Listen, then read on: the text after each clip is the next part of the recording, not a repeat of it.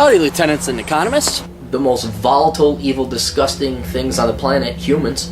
If you have a video request, you can always go to assholeconsulting.com. Yeah, I am gonna charge you, kids. And that is the importance of not fucking up. You are such an asshole!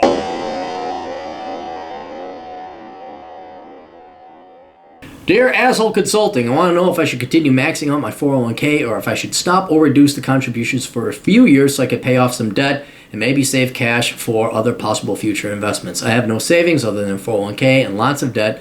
I'm wondering if I could somehow be in a better place a few years out if instead of maxing out my 401k, I instead tackle debt, save some cash, and maybe look into other investments. I'm thinking I want to put in place a 3-year get my shit together plan. Here's my financial bio. Employment, design, engineer, electronics, a small company. Salary, $115,000 a year. Savings, 0. 401k, $160,000. I'm making my maximum contribution, $24k, since I turned 50 years old this year.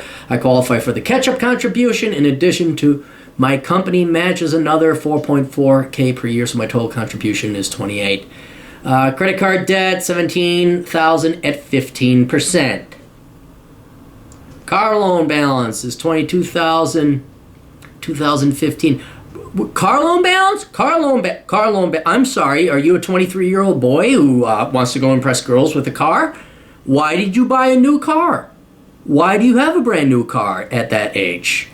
You should never have a brand new car at any age.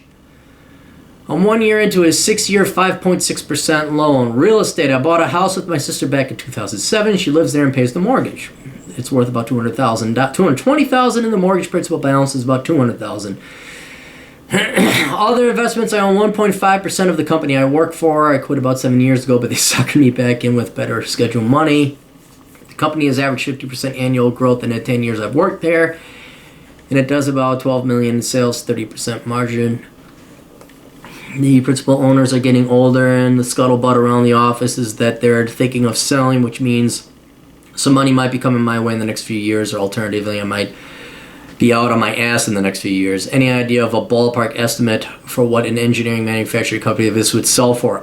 You have to take, if you know you need their financial statements. And the general rule of law is that you would take a publicly, let's knock this one out. You take a public sector company of equivalent equality, same industry. You find out what the industrial PE ratio of that industry is. You apply it to the earnings of the company that you want to value. So say the PE of that industry is 20, and this company makes $1 million a year. You take 20 times $1 million, it's ever so roughly worth $20 million. There are other valuation techniques to do that.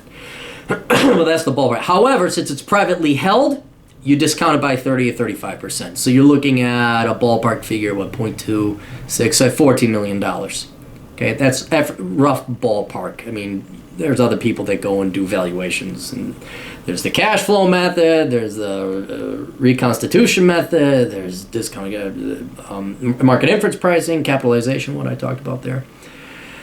Housing, I rent a townhouse in a gated community. My rent is $1,550 a month. My lease expires in a couple of months. I'm leaning towards re-upping for a new 3-year lease, during which time I would execute the get my shit together plan. My landlord has approached me about buying the unit, but I have no cash for a down payment. What about the house you're renting to your sister? Is that nearby? Can't you just go live there?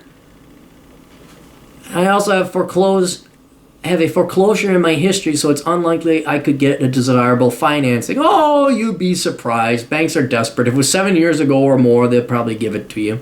I really like living here. There's no bullshit, no drama. It's super quiet. Personal bio, I live in a small rural Northern California college town. I turned 50 in November. I'm single, never married, heterosexual. I'm not. This has nothing to do with your finances. No kids.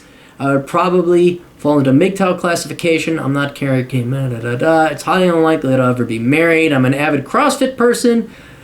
Run semi-competitively. I hate to travel. I'm happy spending time in the wilderness, hometown, hanging out. Jesus Christ! Fucking up. PS Masters. Good. An electrical engineer, so you'll never be unemployed. 3-year, I'll get the mission. So, I'm thinking my 3-year hypothetical get my shit together plan might look something like this. 1, decrease my 401k contributions to 5% of my income. This will still give me the maximum company match. There you go. Okay, I was going to say that, but you already got that. And also $1,000 a month back into my cash flow for other things such as paying off debt and or savings investing. Even though I'm paying more interest on credit cards, I want to concentrate on paying off my car loan first. This would take about 14 months. My thinking here is that it would give me a much needed sense of freedom. If I'm in a bind, I need to miss a few credit card payments. All they can do is bitch and moan, but if I miss a few car payments, they can repo my car and I'd be fucked. Dude, you're not a minimalist. You're not. Minimalists don't have $15,000 in credit card debt. How much do you have in credit card debt? Minimalists don't have debt. We just don't. Don't say you're part of our club. You're not. You have a car loan, and what is it? And you have a credit card. Credit card $17,000 and a car loan of $22,000. That's not minimalism. You're not a minimalist. If I'm in a bind. Alright, no, what you're going to do is you're going to stop pissing away money. That's what you're going to do. I don't know what you're spending your money on that you have $17,000. A single guy with no kids having $17,000 in credit card debt? What the fuck? Where's that? Alright, I'm not going to go through your personal spending accounts. I'm not going to go through your credit card. You're going to go through it, and you're going to find out what you don't need, and you're going to cut out the spending there. So now you're going to get $1,000 by not contributing to your 401k. What you're going to do is you're going to go through your budget, and you're going to save another $1,000 in unnecessary bullshit, which is there at minimum every month that you don't need. And then you're going to pay down your credit card first, and you're going to commit to that so that there's a fear, a little bit of teeth involved, that yes, your car might get repossessed. So you pay off your credit card first because that's the higher interest one. You're just going to commit, and then you're going to pay off your car second with the money that you're saving. So that's like a 3-year, 22 months, $1,000 a month. Yeah, that would be about a 3-year plan. 3, once the car is paid off, switch to credit card debt. This would take about 7 months to pay off. Nope, you're switching it around. You do your credit card. Well, yeah, you can do whatever you want. This is just what I'm recommending. 4, at this stage, I would have about 15 months left to get my shit together plan. Now I would switch to extreme saving. I believe I could stash away $30,000 during this time. Then in 3 years, I would be debt-free, have $30,000 in cash stashed away, close to $200,000 in my 401k, and be at the end of my 3-year lease at the townhouse. This would be a good jumping off point for doing some new shit. Please advise yours truly. I think you're living way too above your... Well, you're not living above your means. You make a lot of money. But like every fucking other person, you live right up to your means. You make 6 figures, dude. And you still manage to have all this debt at 50 years old without any dependents, without any fucking kids. What the fuck? This doesn't tell me. It proves to me you have a personal spending issues. All right?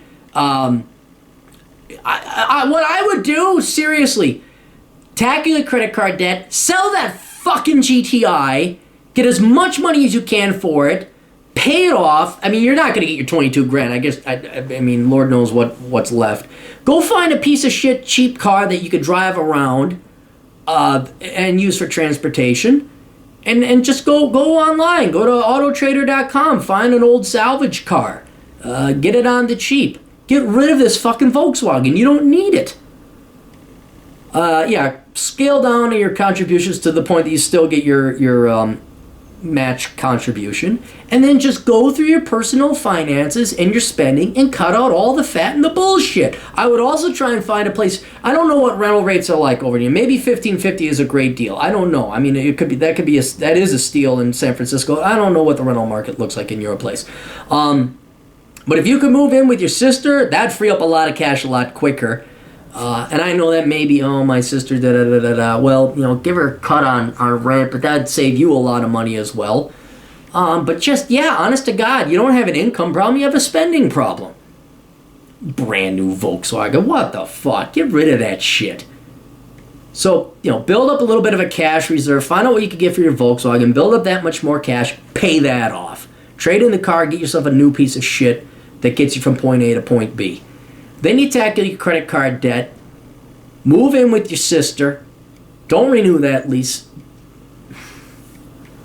assuming you live close enough with the property that your sister lives in that you can Boy, that'd pay off your car payment could be gone in a month with a brand new shitty car. And then you check your credit card debt, that'd be wiped out in 6 months if you go live with your sister. So your revolving lines, your short-term debts are gone. All you'd have is your mortgage. And then truthfully, I just stay there with your sister in that house and just crush away. Just crush away. Take the money you would normally throw into a 401k and just pay down that mortgage. Now, I know your stocks can go up. I know that, if I had kept it in a 401k, I would have made more money. I know that. All right? But I look at investing in terms of rates of return, and the dividend yields on your average 401k right now, your equity investment, is not that high. Whereas there is no risk in paying off your debts. There's none. I mean, there's also no rush, but I mean, you're 50. Come on, you should have no debt. In the olden days, your house would have been paid off. You'd have a car and everything paid off, and you'd be like banking tons of money. Now you're like a 29-year-old woman in New York. Just maximize your spending up to your capacity to pay it. Your credit score's got to be through the roof. You probably would qualify for a loan. I wouldn't doubt that. Yeah, but you don't need more debt. I would find, and if that house is too far away to live with your sister, I'd find like a buddy's couch or a studio apartment in a quiet part of town, and I would not get this gated community residential bullshit. No, absolutely not. So that's what I would do. Become a minimalist. Get rid of all this crap you don't need. And then your finances would dramatically improve. Absolutely. So anyway, best of luck. Toodles.